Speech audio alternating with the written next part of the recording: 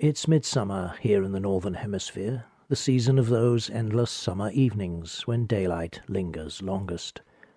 The further north you go, the longer the life and light of the summer day extends into the summer night. In Scandinavia, the long light evenings around the summer solstice are marked with festivals, parties, eating and drinking, dancing and music, arts and crafts, garlands and bonfires, as people connect with nature and with each other in the long, magical twilight of midsummer. The Midsummer Nights feature in many Nordic works of art. These pictures often show the collective celebrations of midsummer, crowded scenes of dances and communal festivities, but others capture the quieter, more contemplative character of the long midsummer evenings, the distinctive qualities of the light and the haunting atmosphere, sometimes evoking a human presence, but in other cases disregarding humanity altogether and focusing solely on the majesty of light and landscape and the power of nature. This painting evokes the Nordic midsummer evening as a time of quiet contemplation, of wordless communion with nature. Its title is Nordisk Sommerkväll, which translates into English as Nordic Summer Evening. It was painted by the Swedish artist Richard Bergh, who had spent much time in France but rejected both Impressionism and Realism in favour of Naturalism in the style of Jules Bastien Lepage. He was a leading figure in Swedish national romanticism and was drawn to symbolism, and his work became more moodily romantic and more symbolist as time went on.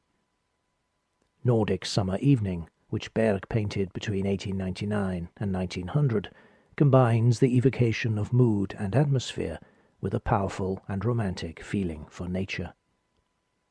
It is a large picture, 1 3/4 meters tall and 2 1/4 meters wide.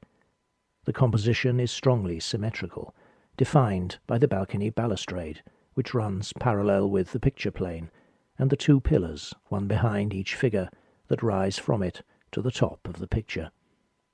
The effect is reminiscent of the compartmentalization seen in late medieval and Renaissance religious and portrait paintings, which Bergh had studied while in Florence in 1897 and 1898. The painting shows 2 people, a woman on the left and a man on the right, standing on a balcony overlooking a landscape of water and woodland lit by the haunting light of a midsummer evening. They are facing each other, but not looking at each other. Instead, their heads are turned to look out over the landscape. Each gazes into the middle distance, each in his or her own individual world of thought and sensory experience, but united in their contemplation of the landscape and the beauty of the evening. They stand poised between light and dark, nature and civilization, motion and stillness. Bergh completed this painting while staying in a farmhouse at Ekholmsnäs, about 8 kilometers northeast of Stockholm. The view shown is the one from the house, although the balcony in the painting differs in details from the one which is there today. It may have been rebuilt, or possibly Bergh used a balcony or elements of one from another location. The painting is a compilation, rather than a recreation of an actual event. The artist makes use of the setting and seeks to be true to it, but is not concerned to reproduce it in every detail. This is naturalism, not realism. In a similar way, Bergh had already painted the 2 figures on earlier and separate occasions before bringing them into this scene. He painted the female figure, the singer Corinne Peak, in Italy in 1898, while the male figure, painted in Sweden, had initially been the writer Per Hellström, but was later replaced by Prince Joachim, a painter who happened also to be a member of the Swedish royal family.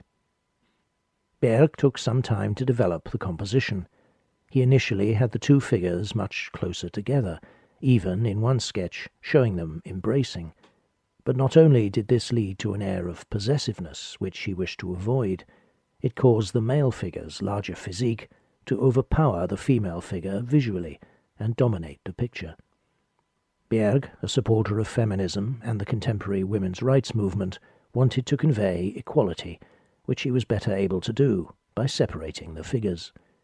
This also put nature, rather than humanity, at the centre of the painting, and created an atmosphere of harmony and balance. Yet coexisting with that sense of harmony and balance is a sense of tension. It is easy to read emotional and erotic tension into this image, although that almost certainly does not represent the painter's aim. But there are tensions present at a deeper level, between fundamental polarities, male and female, nature and civilization. There is a tension between the two figures, together but apart, each in her and his separate world, representing female and male principles that are separate and distinct, but which are also fundamentally drawn together as part of the cycle of union and creation, which is also embodied in the flowing waters and growing vegetation of the landscape. But the figures are separated from that landscape and from nature by the structures of civilization, the artificial barrier of the balustrade, their conventional and restrictive clothing, the social conventions which enclose them socially and culturally, just as the structure of the balcony encloses them physically.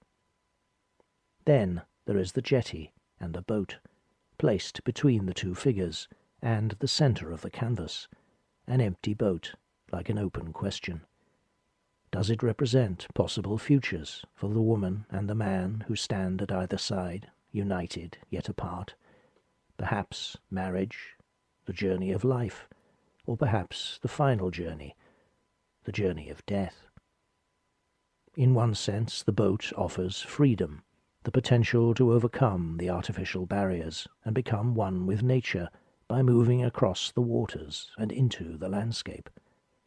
But the boat is itself an artificial intrusion, and gives access to the landscape only at the cost of disturbing those still and perfect waters, and the calm of this long midsummer evening.